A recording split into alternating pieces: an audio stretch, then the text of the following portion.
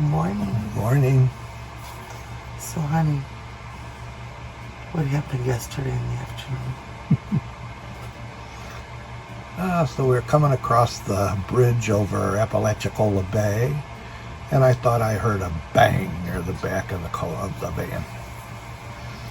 But, of course, we're going across the bridge, nowhere to pull over. So we finally get into Apalachicola. I pull over, and I find out that the ramp to the scooter carrier has let itself down because the handle that was holding it on fell off. I guess the vibration from driving was too much for it.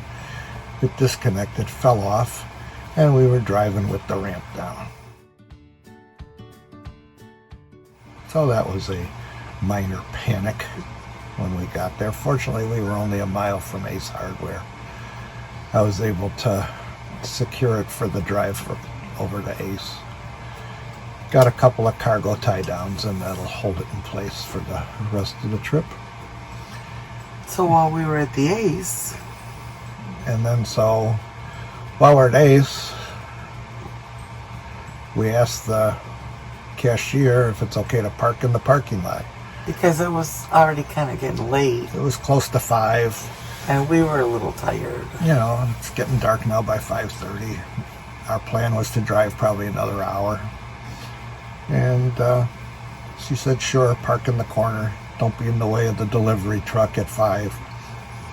I said, no worries. We're up by 5. Yeah. Besides, we can't hear anything with the air going in here. Yeah. No worries. Wrong. So 3:30 this morning, Luna, who sleeps between us, starts growling.